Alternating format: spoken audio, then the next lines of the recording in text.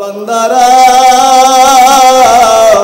আমার নবীর পাথর মারতি রইল ওই দিকে আমার নবী বেহুশ হয়ে পড়ল, তিনবার বেহুশ হয়ে বলল।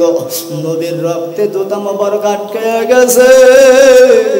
আমার নবী আল্লাহর কাছে দোয়া করে, আল্লাহ তুমি আমারে কোন জাতির কাছে পাঠাইছো? জিবরাইল আমিন আয়েশা বলে, পয়গম্বর আপনারে যে অত্যাচার করছে আমার আল্লাহ জানে।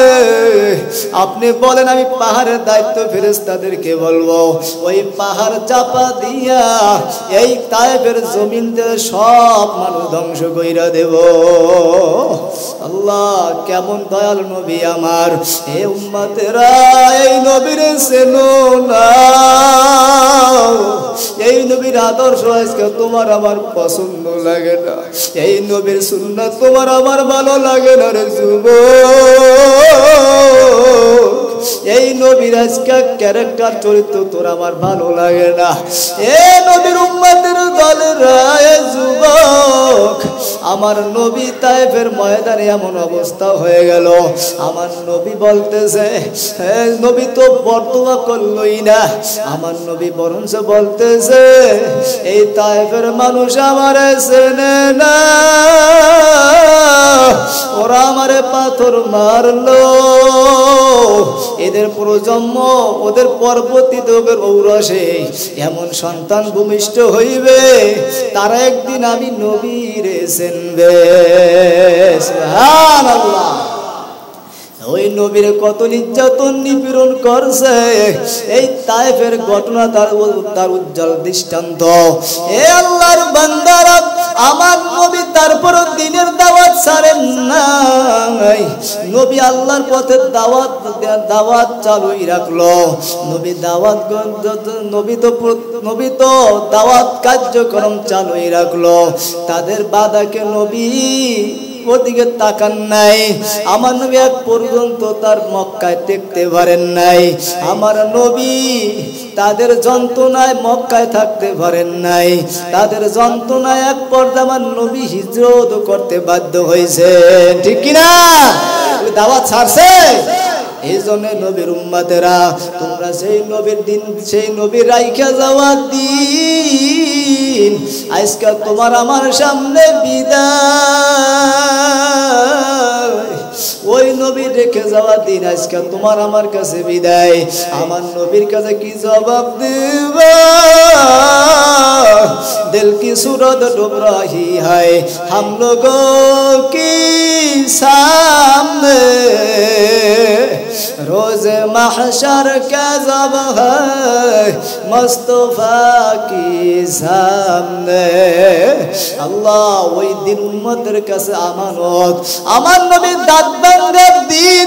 এই দিনের জন্য আমার নবী উহুদের ময়দানে রক্ত ঝরাইছেন, যেরকম ঠিক কিনা?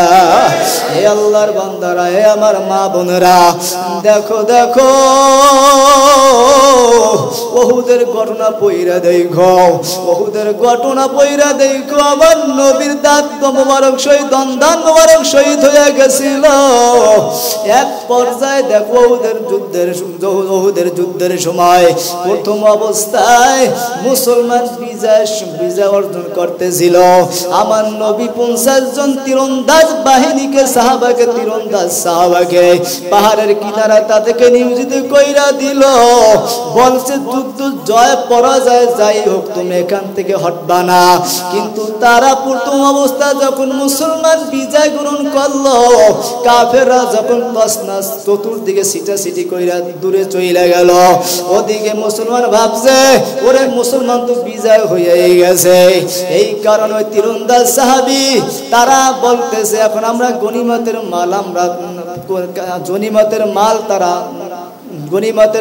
তারা তারা খুঁজতে শুরু করলো। কিন্তু একদল সাহাবী বলল তোমরা এখান থেকে যাইও না। তারা বলতেছে যুদ্ধের ময়দানে নবীর আদেশ ছিল যুদ্ধের ময়দানে থাকা অবস্থায়। যুদ্ধ তো শেষ, কাফেররা তো চতুর্দিকে চলিয়ে গেল, ছত্রভঙ্গ হয়ে গেল। এখন আমাদের গনিমতের মাল সংগ্রহ করার জন্য তারা ব্যস্ত হয়ে গেল। ওদিকে সুযোগ পাইয়া কাফেরদের মধ্যে থেকে একজন কাফের মধ্যে থেকে একজন, তিনি আইসা পিছন থেকে তাদের উপর আক্রমণ করা শুরু করলো। কি করলো? পিছন থেকে তাদের উপর আক্রমণ করা শুরু করলো। তার আক্রমণে মুসলমান চতুর্দিকে তাদের কুলাইতে পারল না, বরং কি হইল, চতুর্দিকে তারা একটা, চতুর্দিকে আমার নবী আমার চতুর্দিকে সাহাবায়ে কেরাম আমার নবীকে পাহারা দিতেছিল। যুদ্ধের এক পর্যায়ে ময়দানের মধ্যে ঘোষণা হয়ে গেল, কুতিলা মুহাম্মদ, কুতিলা মুহাম্মদ, মুহাম্মদ আর বেঁচে নাই। এই কথা যখন ছড়িয়ে পড়ল, মুসলমান দুর্বল হয়ে গেল। আলী রাদিয়াল্লাহু তাআলা আনহু চতুর্দিকে তরবারে নিয়ে ঘুরে আর বলে, নবী যদি না থাকে যুদ্ধ কার জন্য করব? ওদিকে সব পাগল হয়ে গেল, নবী নাই। বুয়া একটা সংবাদ ছড়াইয়া দিল। এক সাহাবী বলল, নবী নিরাপদে আছে। এক কাফের আমার নবী ইঙ্গিত করে একটা পাথর মারল। ওই পাথর যাই আমার নবীর দন্দান মোবারকে লাগলো। আমার নবীর দন্দান মোবারক শহীদ হয়ে গেল। এই দেখো, এই ঘটনা শুনিয়া এক মহিলা পাগল হইয়া ছুটল। এ আমার মা বোনেরা, দেখো নারীরা আমার নবীকে কিভাবে ভালোবাসে। উহুদের ময়দানে ওই নারী যখন মদিনা খবর হয়ে গেল নবী নাই, নবী নাই, নবী নাই, ওই মহিলা পাগলের বেশে মহিলা সরছে উহুদের ময়দানের দিকে। পথের ভিতরে যার সাথে দেখা হয় বলে, বলো আমার নবী কেমন আছে? আল্লাহ, তারা বলতে তোমার সন্তান তো ওই যুদ্ধ উহুদে শহীদ হয়ে গেছে। বলে তা শুনতে চাই না, বলো আমার নবী কেমন আছে?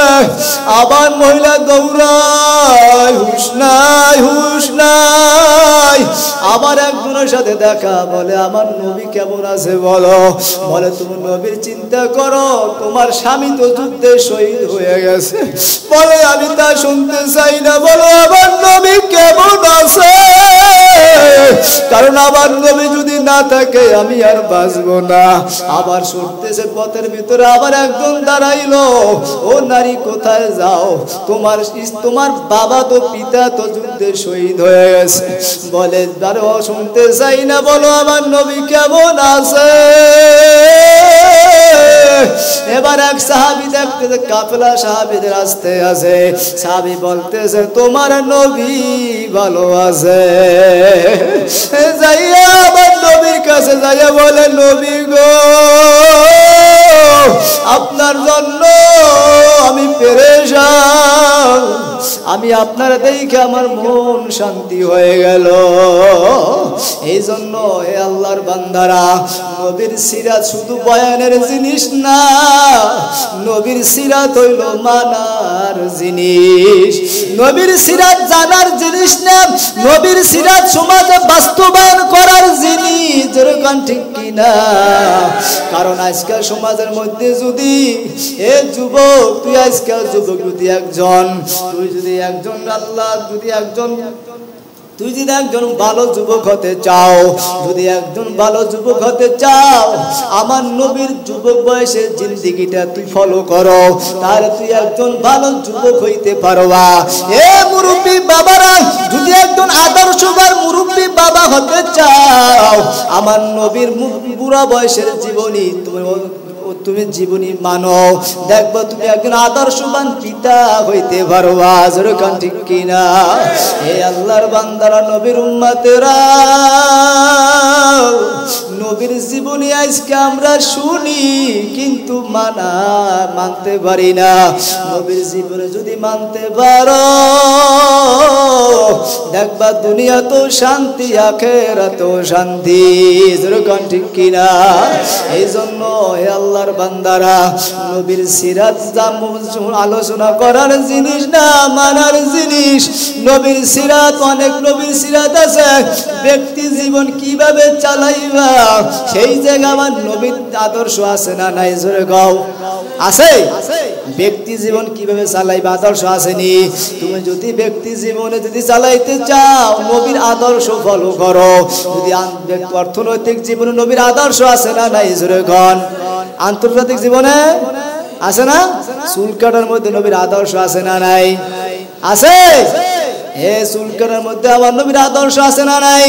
এ যুবক, তুমি কাকে ফলো করো? আমার নবীর আদর্শ ফলো করতে পারো না। আজকে তুমি বিভিন্ন যারা প্রস্তাব করিয়া পানি লয় না, মেসি, নেইমার, রোনাল্ডো আরো কত কত, আরে তারা প্রস্তাব করে পবিত্রতা অর্জন করে না। ওই মানুষের কাটিং মতো আজকে চুল কাটো। নবীর আদর্শ, নবীর উম্মত হইয়া আমার নবীর আদর্শে চুল কাটতে পারো না। তুমি কি ভালোবাসো নবীরে? তুমি কি ভালোবাসো নবীরে? তুমি যদি নবীরে ভালোবাসতে সেলুটা দিয়ে বলতে, ভাই নবী যেইভাবে চুল কাটছে আমার চুল ওইভাবে কাইটা দেবা, এতেই আমি খুশি। জোরে কান ঠিক কিনা? আজকে তুমি কার অনুসরণ করিয়া চুল কাটতেছ? ওদিকে আল্লাহর রাসূল কি বলছে? মান তাশাব্বাহা বিকওমিন ফাহুয়া মিনহুম। তুমি যে নীতি আদর্শ মতো চলবা, যারে অনুসরণ করবা, ওই দলভুক্ত হইয়া কিয়ামতের ময়দানে তুমি উঠবা। এ এ কলিজার আমার টুকরা যুবক, আজকে দাড়ি নবীর সুন্নাত আদর্শ রাখতে পারো না। জোরে কান ঠিক কিনা? দাড়ি তো নবীর সুন্নাত আদর্শ, দাড়ি তো নবীর সুন্নাত একটা। এই দাড়ি সুন্নাতের মধ্যে আছে দাড়ি, এক মুষ্টির কম দাড়ি ছাটন কাটন সব হারাম। এক মুষ্টি দাড়ি কাটন ছাড়ন কি আল্লাহ রাসূল বলছেন যে তোমরা মুছকে খাটো করো আর দাড়িকে লম্বা করো। মুছকে, আরে এখন একদল বাইরে ওরে মুছের কি বাহা, বড় বড় মুছ, দাড়ির খবর নাই। ওদিকে আবার নাম দেয় কি আশেকে রাসূল। কি কয়? আশেকে রাসূল না আশেকে শয়তান? কথা কয় না? আশেকে রাসূল না আশেকে শয়তান? এরা হইলে ভণ্ড। আশেকে রাসূল না আশেকে শয়তান। ওরে আশেকে রাসূল হওয়ার জন্য তোর দিকে চাইলে তো বোঝন যায় তুই কেমন আশেকে রাসূল। যারা নবীর সুন্নাতকে জবাই কইরা আশেকে রাসূল হবা দাবি করো, আসলে আশেকে রাসূল না আশেকে বাটপার। জোরে গান ঠিক কিনা? এই জন্য হে আল্লাহর বান্দার, হে যুবকেরা, দাড়ি নবীর সুন্নাত, দাড়ি কিন্তু নবীর সুন্নাত রাখা কিন্তু ওয়াজিব। হুকুমটা কি? হুকুমটা ওয়াজিব, অনেক সুন্নাত। হুকুমটা কি? হুকুমটা ওয়াজিব। হে মানুষ ঘুমাইতে গেলে কোনো গুনাহ হয়? শক্তি আছে? যারা দাড়ি কামাও রে যুবক, সে যদি রাত্রে ঘুমাইয়া থাকে অনর গোলামুল নামায় গুনাহ জারি হইতে থাকে। এই আল্লাহর বান্দারা, কিয়ামত তুমি যেই অবস্থায় মৃত্যুবরণ করবা ওই অবস্থায় কিয়ামতের ময়দানে তুমি উঠবা। তুমি যে অবস্থায় কবরে যাবা ওই অবস্থায় কবর থেকে তুমি উঠবা। আজকে যদি যুবক তুই আজকে দাড়ি কামাইয়া যদি কবরের মধ্যে যাও, কিয়ামতের ময়দানে যখন কবর থেকে উঠবে ওইটা আবার নবীর সামনে কেমনে মুখ দেখাবি? এই যুবক মনে করছে কি অনেক বছর বয়স পাবি, বুড়ো হইয়া দাঁড়িয়ে রাখবি না। তুই তাকাইয়া দেখ আশেপাশে কত যুবক, অল্প বয়সের যুবক দুনিয়া থেকে বিদায় নিয়ে কবরে গেল। এই কত রবের মাহফুজ শিল্পী অল্প বয়সে, আমার বয়সী যুবক কবরে চলে গেল। ওরে আম পাকার একটা সময় আছে, কাঁঠাল পাকার একটা সময় আছে, ওরে দুনিয়ার এরকম বিভিন্ন কাজ করার একটা সময় আছে, শীত আসার একটা সময় আছে, গরম আসার একটা সময় আছে, ওরে মাছ ধরারও একটা সিজন আছে। বড় ঠিক না? কিন্তু মালাকুল মউত মৃত্যুর কোনো সময় নাই। বাবার সামনে ছেলেরা নিয়ে যায়, ছেলের সামনে বাবাকে নিয়ে যায়, স্ত্রীর সামনে সন্তানকে নিয়ে যায়, সন্তানকে নিয়ে যায়, আবার বড় ভাইরাকে ছোট ভাই বিদায় হয়ে চলে যায়। এই জন্য হে যুবক, কোন আশায় কোন ভরসায় জীবনটারে শেষ করছো? সব কিন্তু ফাটকির দুনিয়া, এই জীবন কিন্তু ফাটকি, রং তামাশায় পইরো না দুনিয়ার রঙে, কেন মন মজাইলি, ঠিক না? দুনিয়ার রঙে কেন মন মজাইলি, মদিয়া দুনিয়ার রঙে আখেরের দান খুয়ালি, দুনিয়ার রঙে কেন মন মজাইলি, ও তুই সাইরা দাও দুনিয়ার আশা,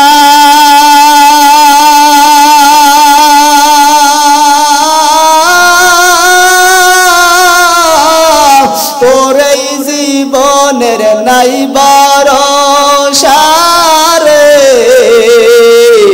ও তুই সাইরা দাও দুনিয়ার আশা,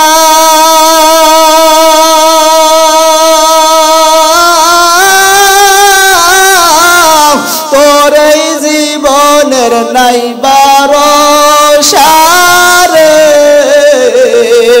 নেকি বদি তোর সঙ্গের সাথী কারে কেন ভুলিলি,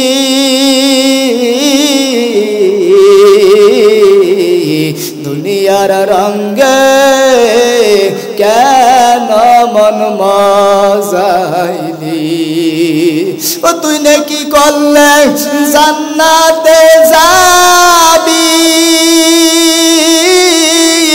বদি করলে দোজখে জ্বলবি, ও তুই নেকি করলে জান্নাতে যাবি,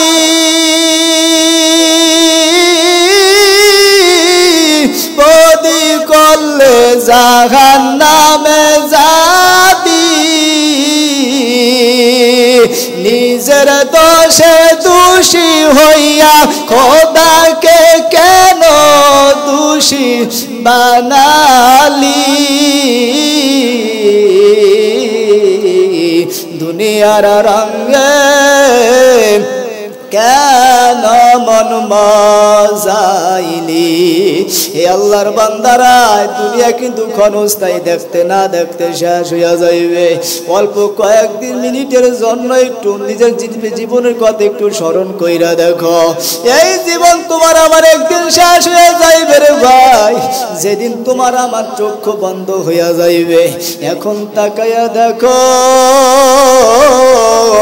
যেদিন তোমার আমার চক্ষু চিরতরে বন্ধ হইয়া যাবে, এখন তাকাইয়া দেখো কেমন দেখা যায়। রূহ তন সে ওর গাই মুর্দা কি হালাত কে হুই, এখন তাকাইয়া দেখো কেমন দেখা যায়। তোমার আমার মৃত্যুর খবর শুনিয়া মৃত্যুর সংবাদ এলাকায় ছড়াইয়া গেল। এখন তাকাইয়া দেখো তোমার আমার ঘরে কেউ দৌড়ে বাজারে বাস কাটতে, কেউ দৌড়ে তোমার আমার জন্য সাদা কাপড় আনতে, কেউ দৌড়ে তোমার আমার জন্য কবর করার জন্য, জোরে কান ঠিক কিনা? আরে কবর কইরা এখন তাকায় দেখো রে আল্লাহর বান্দারা, তোমার আমার ঘর থেকে নামাইয়া এখন তাকাইয়া দেখো গোসল দেওয়া শুরু করলো। গোসল করাইয়া এখন তাকাইয়া দেখো তোমার আমার জানাজা নামাজ শুরু কইরা দিল। এ আল্লাহর বান্দারা জানাজা নামাজ পড়াইয়া তোমার আমার ভাই অন্ধকার কবরের দিকে নিয়ে রওনা করলো। এই অন্ধকার কবর কেমন একটা জায়গা, যে অন্ধকার কবর তোমার আমার দৈনিক ডাক দিয়া বলে আনা বাইতুল ওয়াহদা আনা বাইতুল জুলমা আনা বাইতুল জুর। আমি কবর অন্ধকারের ঘর, আমি কবর পোকামাকড়ের ঘর, আমি কবর সাপ বিচ্ছুর ঘর। বাজান কবর কিন্তু একা থাকা লাগবে, একাকিত্বের একটা জায়গা। মানুষের একাকিত্ব ভালো লাগে না, একটা ঘরে একা বসবাস করতে কারোই মনে চায় না, যেরকম ঠিক কিনা। কিন্তু কবরে তাকাইয়া দেখো আজকাল যাদের জন্য জীবনটার বিসর্জন দিয়া দিলা, যাদের জন্য সুদকে সুদ বললা না, ঘুষকে ঘুষ বললা না, পরের মাল ঠকা নিজের মাল বাড়াইতে চিন্তাও ফিকিরও করলা না, এত কিছু কইরা সুন্দর বাড়ি করলা, দালান করলা, ঘরকে এয়ার কন্ডিশন টাইস মোজা কইরা সাজাইছ।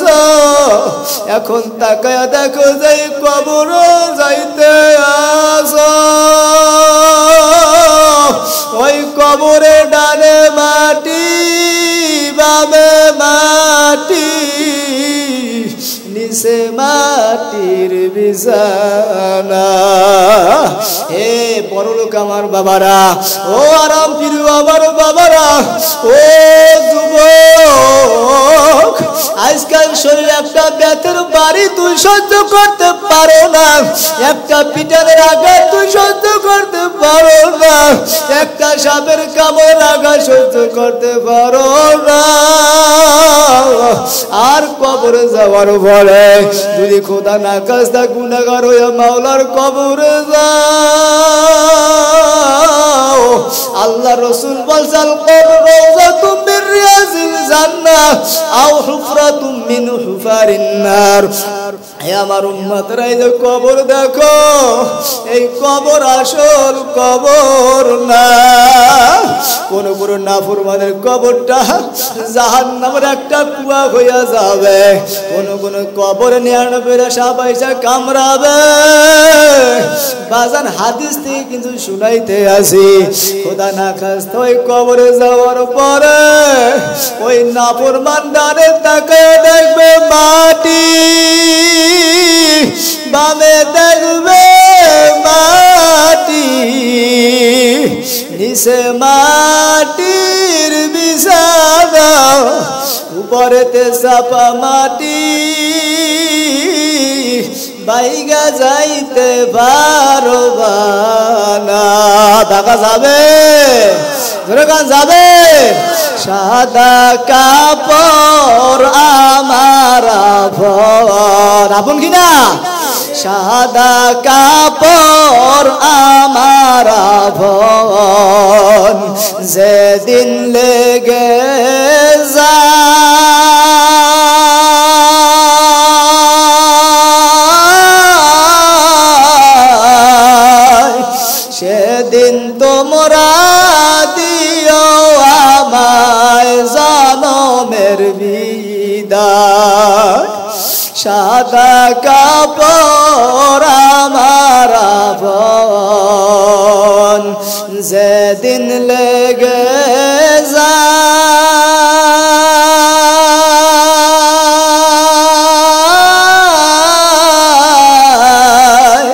সেদিন তোমরা দিও আমায় জনমের বিদায়।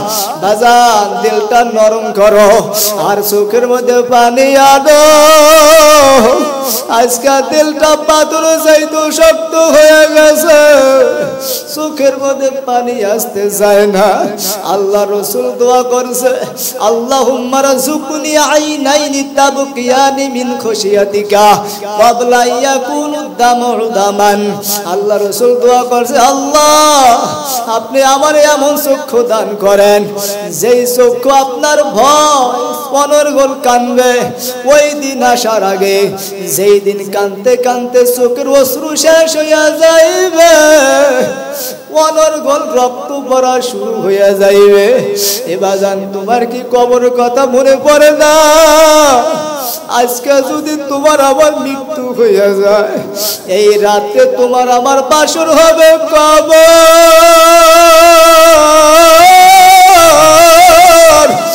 ওই কবর সম্পর্কে আমার নবী বয়ান করছেন, ওই কবরে যাওয়ার পরে যদি খোদা না খাস্তা গুনাহগার হইয়া যাও, ওই কবরের মাটি ডাক দিয়া বলবো, নাফরমান দুনিয়ার মধ্যে আমার উপরে কত নামাজ কাজা করছ, ওরে নাফরমান কত আল্লাহর হুকুম রোজা অমান্য করছ, কত আল্লাহর হুকুম পর্দা করো নাই, জিনা করছো, ব্যভিচার করছো। আজকে আমার মাওলার হুকুম হয়ে গেছে, আল্লাহ হুকুম হয়ে গেছে, আজকে তুই কবরে আসছ। আজকে আমার মুআমালা তুই দেখতে পাবি।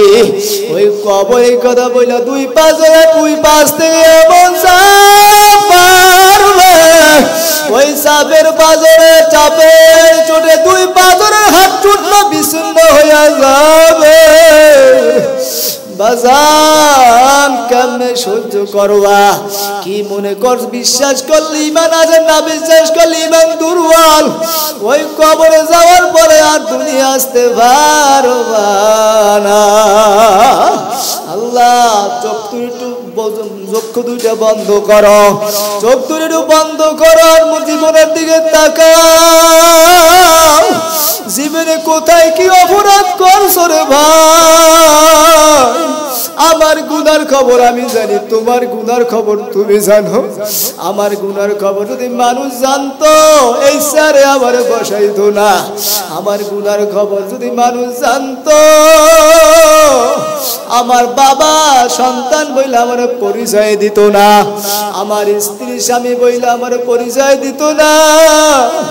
ওই গুনাহ করার কারণে আমার মাওলা তোমার আমার বাতও বন্ধ করে নাই, পানিও বন্ধ করে নাই। আমার মাওলা তোমার আমার ডাকে ফাফিরু ইলাল্লাহ। দুনিয়ার মানুষ অপরাধীদেরকে ধরার জন্য তারা তালাশ করে, আর আমার মাওলা বান্দা বান্দিকে মাফ করার জন্য ডাকে, বান্দা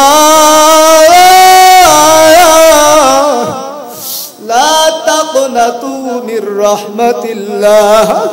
বাজা বাজা হর সে আস্তি বাজা, দরগা বেরোগ বরাবর তুরস্তি বাজাহি দরগাহে মা দরগাহে নৌমি দিনিস তওবা করতাম সে কস্তি বাজা। আমার মাওলাকে বান্দা একবার তওবা করছে আবার ভাঙছে, বান্দা আবার তওবা করছে আবার ভাঙছে, আবার তওবা করছে আবার ভাঙছে। এ বান্দা যাইতা আমার গজবের যেতে আমার রহমত দাঁড়িয়ে যায়। এ বান্দা